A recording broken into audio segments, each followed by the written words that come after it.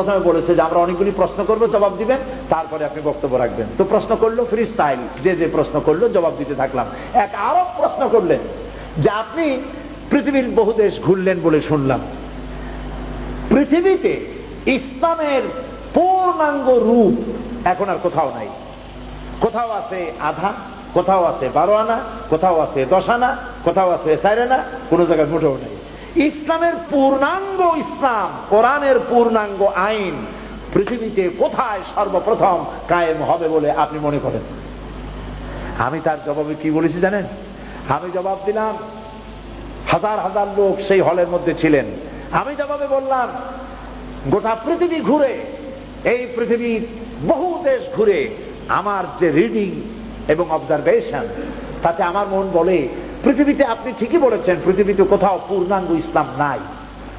14 আনা, 12 আনা, 8 আনা এরকম আছে, পূর্ণাঙ্গ নাই। পূর্ণাঙ্গ ইসলাম পৃথিবীতে হবে ইনশাআল্লাহ। তবে যেখান থেকে শুরু হবে বলে আমার বিশ্বাস, সেটা আমার প্রিয় জন্মভূমি 56,000 বর্গ মাইলের দেশ, আমার প্রিয় জন্মভূমি বাংলাদেশে সর্বপ্রথম কোরআনের রাজ কায়েম হবে ইনশাআল্লাহ।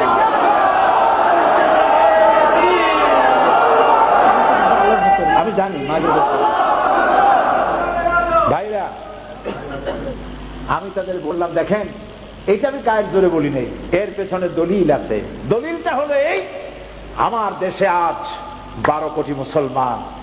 এই 12 কোটি মুসলমান ঘুমোতে যায় এশার আজান শুনে। 2.5 থেকে 3 লক্ষ মসজিদের মিনারা থেকে আজানের আওয়াজ হয়, আশহাদু আল্লা ইলাহা ইল্লাল্লাহ। কে থামাবি?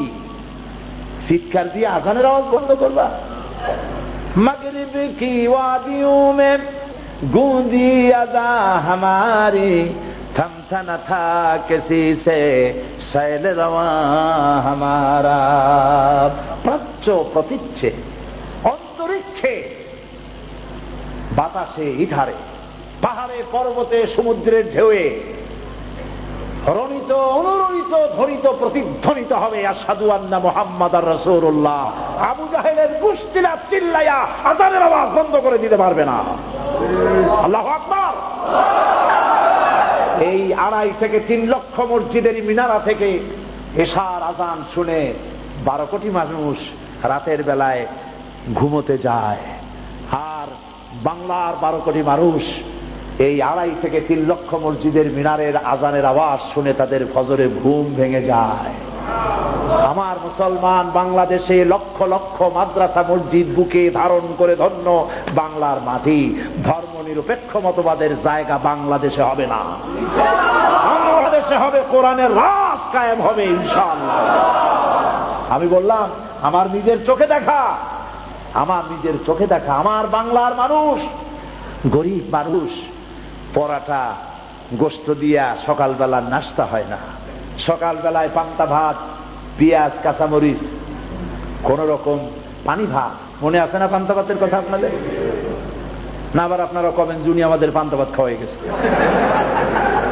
কত যে জ্বালা। সকালবেলায় আমার চাষি পান্তা ভাত খাইয়া, তাও পেট ভরা না, সামান্য পান্তা ভাত খাইয়া কোমরে একটা গামছা বাঁধে, যেহেতু পেটে ক্ষুধা, পেট ভরে নাই। এরপরে গরু নিয়া, হাল নিয়া, লাঙ্গল দিয়ে মাঠে চাষ করতে যায়। আমার চোখে দেখা।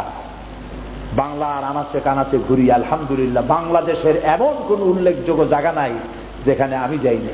আলহামদুলিল্লাহ, আল্লাহ নিচ্ছেন।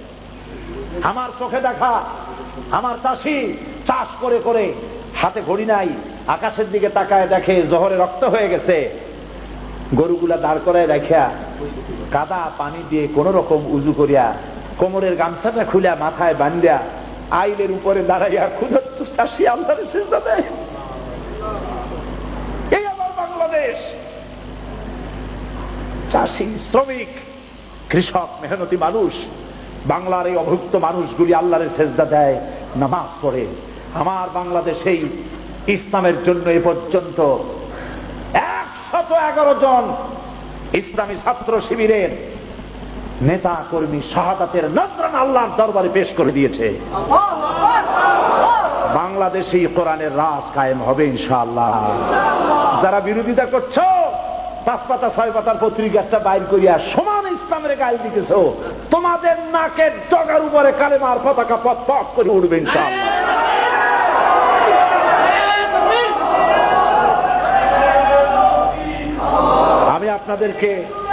আমি আপনাদেরকে বলবো, বাংলাদেশকে ভালোবাসুন, বাংলাদেশকে ভালোবাসুন, বাংলাদেশকে ভালোবাসুন, এবং এই দেশে যতদিন থাকবেন আল্লাহ আপনাদেরকে রাখুন, ইমানের সাথে রাখুন। বলি আমিন।